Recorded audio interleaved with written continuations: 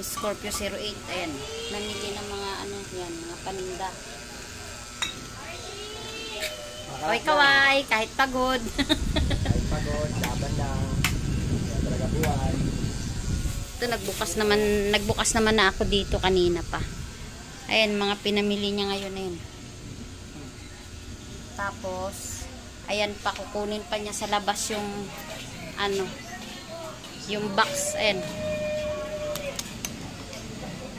Isang box na price.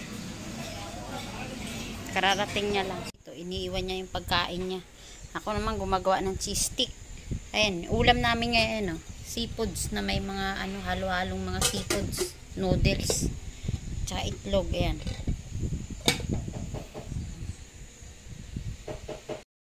Ko nang ipagawa ng cheese stick kasi si Scorpio 08, maraming bumibili sa kanya dun sa labas. Daming order ng price. Ako naman, ito, gumagawa muna ng cheese stick kasi wala pa naman masyadong umorder ng kape. Mamaya pa yan.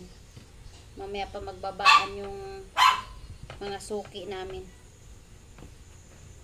Yan kasi sa ano yan, condo, sa building na mataas. Bali 3 building yan dito tower.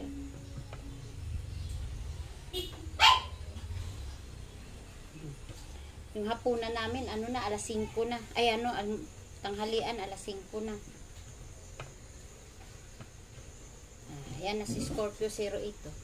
Ayan. Nag-aayos pa ng buhok niya, Para may aayusin, Masyadong mahaba sa unan, mahaba. Para may aayusin. Ay, malagdang, kain po tayo. Tapos na yung price doon, sa cheese stick. Babalikan na lang yun. Ito. Tuloy natin gawin tong ating pagbabalot.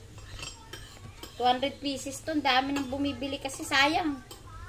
Laking sayang talaga pag wala kang nagagawang ganito. Kaya hanggat mabili, samantalahin natin. Kasi ito pa. Sige ma'am, salamat. Salamat. Thank you. Kasi ito pinabila ko ni ito naman pinili ko, lahat natikman na namin. Ito naman yung pineapple strawberry. Lahat natikman na namin, yung blueberry, pineapple, yung original, tsaka yung pineapple na sweet. Tapos meron ding yung blueberry na hindi sweet. Gising na gising ni apo mo. Sisigaw na yung anak mo, Ma! Kaya mo.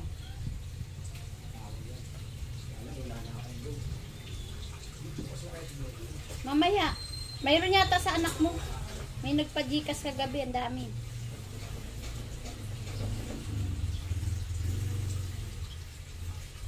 Kunin mo na yung baso dito pa, Baka matabig ko pa.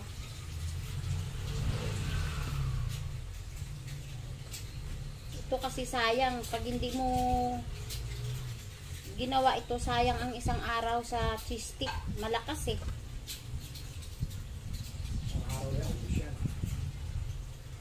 Kaya hanggat malakas ang paninda, samantalahin. Kasi, kailan ka pa magtitinda pag hindi na mabili yung paninda mo?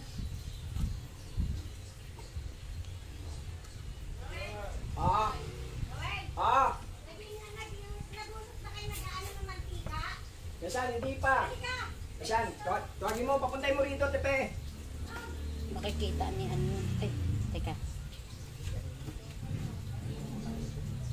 Ikaw na magtanong doon. Ano mo na si Ate Pe? Yung mga lumang mantika. Sayang na.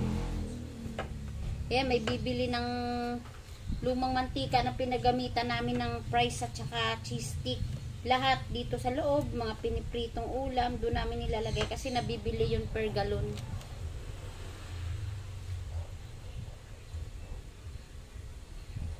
Yung pinaglulutuan kasi namin ng fries at saka cheese stick, every 2 days lang yan. Kasi hindi to pwede paabutin ng 3 araw yung mantika dahil nangangamoy.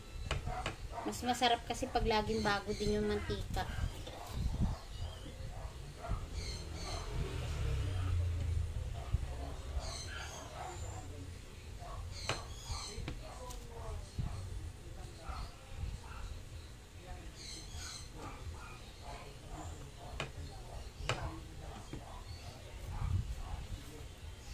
Ay, putik.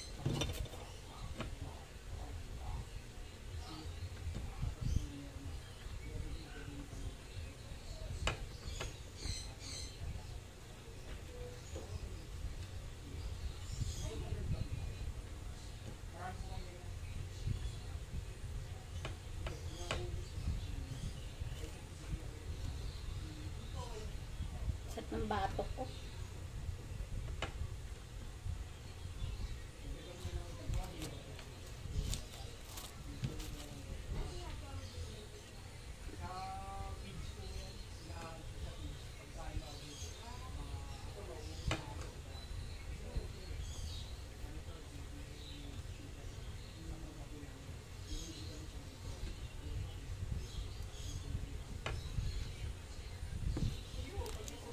Ako kasi hanggat mabili, tinda ng tinda. Halos wala nang pahinga. Kailangan eh. Ay, nagwa-warning na yung aking battery. Mukhang lulubat na yung cellphone natin.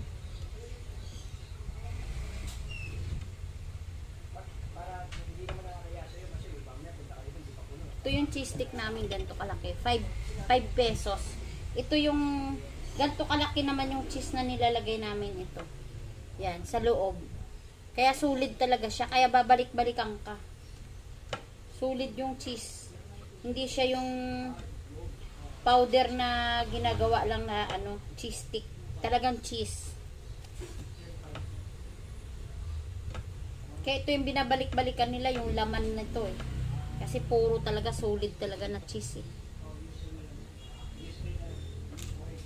Kasi yung iba kasi, cheese powder lang yun eh.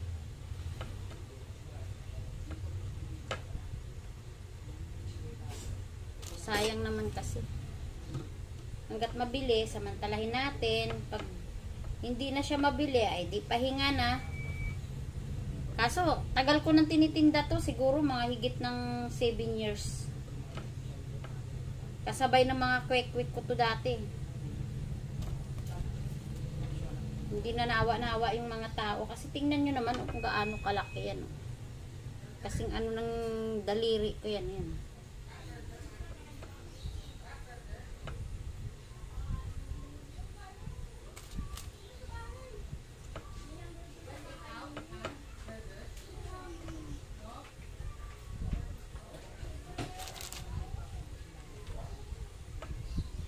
Kailangan pag gumawa tayo nito, siyempre malinis yung kamay natin, maghugas na maigi.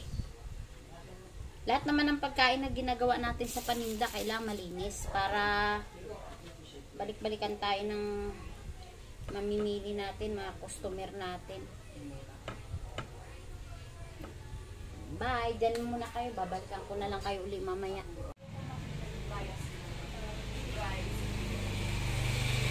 Neng! Ayan.